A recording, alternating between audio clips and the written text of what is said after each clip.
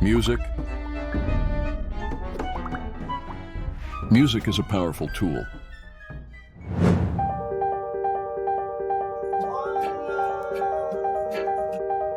In the hands of both positive and negative thinkers.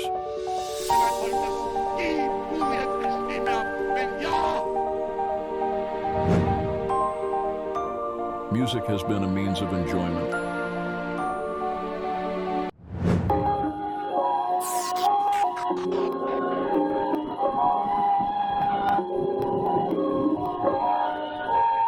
And a rally for war cry.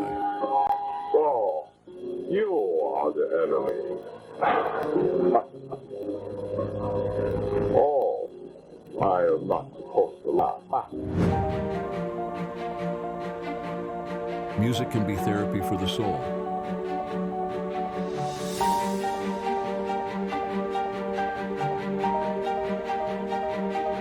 Or weaponized in politics, propaganda, or entertainment.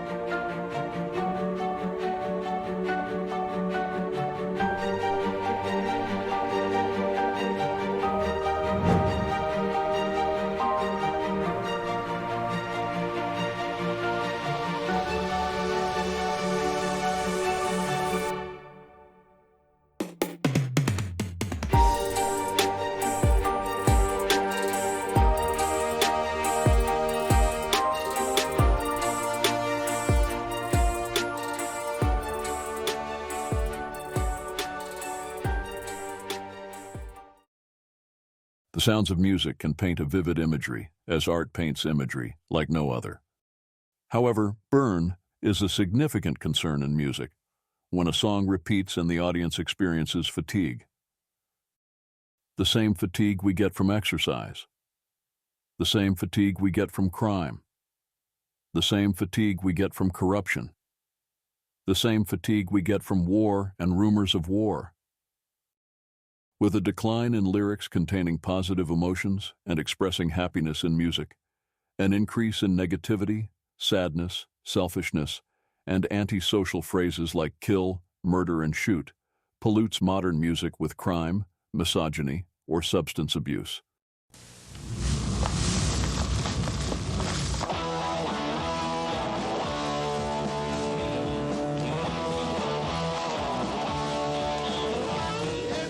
Cocaine is the most glamorous, seductive, and sought after of all America's pleasure drugs.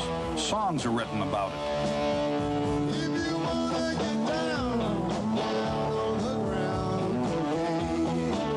More and more music lovers experience burn.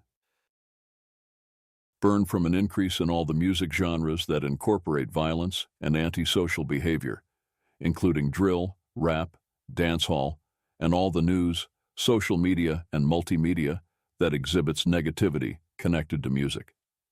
Not only to mention, the backlash from reports of celebrity misconduct and criminal activities is extensive. It perpetuates negative stereotypes and prejudices against those pursuing fame, suggesting wealth is often linked to illegal acts. This imposes social pressures on those desirous of wealth, money, and status to act and play the part, further impacting audience with burn. Formerly known as listening fatigue, a phenomenon where prolonged exposure to specific music, especially negative, excessively loud, or overly stimulating sounds, can lead to feelings of tiredness, discomfort, and even pain. Instead of mobilizing the workforce and fostering change, modern music emphasizes social disparity, influences negativity, and increases difficulty in social mobility. In criminology, broken windows theory implies the obvious, that any visible signs of deviance, antisocial behavior, civil disorder, and crime encourages further deviance, antisocial behavior, civil disorder, and crime. By reason of sincerity and dignity for human rights, the vast number of gang, violent, and murderous musical lyrics issuing threats in various figures of speeches and claiming the right to freedom of expression is a deficit in appreciation for morals. I refrain from expressing the right to freedom of expression in comparing music of lower moral standards than that of mine, and a majority of like-minded folk who are offended by the depravity of such free speech may arguably disagree, as it would only cause undesirable responses from adversarial entities and supporters of the said controversial material in opposition. Although fair use protects users of material-making comparisons, our goal is to expose negativity for what it is. This includes the absence of moral values in such free speech relative to music. Unfortunately, this concept of moral values never took root in the world of musical arts, but it did in film arts production. Regardless of what is stated, today movies are of better class, higher quality, and offer better prestige to all its affiliates because morals are ultimately portrayed, good over evil.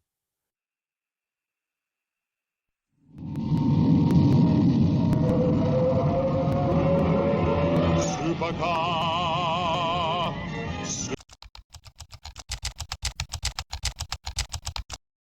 Supercar.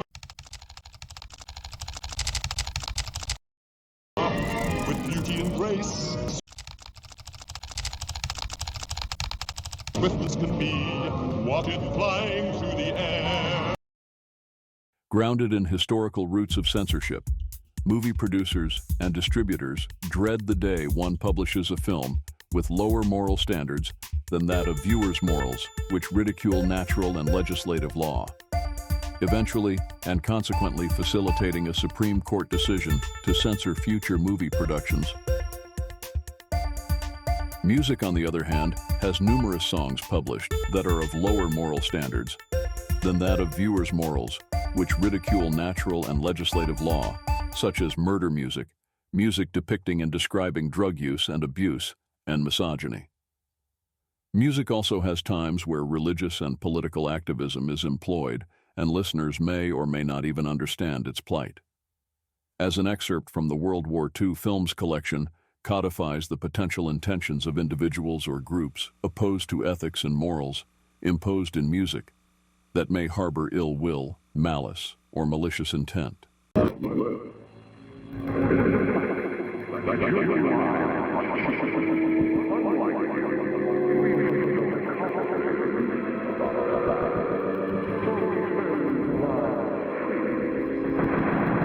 No, we have not hurt you.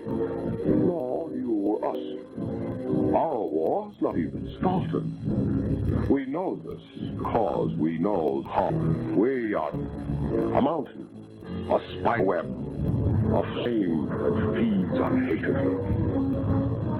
Let the game begin. We gamble only once for all time. The stakes are all or nothing.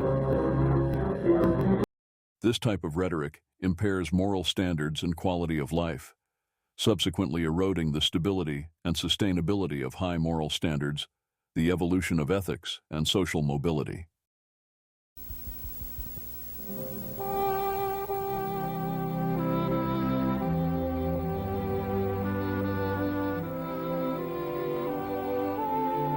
For many years, the FBI has sought and received valuable assistance from the American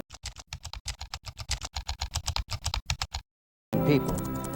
In our efforts against the criminal threat, countless Americans have answered our calls for help. Together, we've all worked to keep our country safe.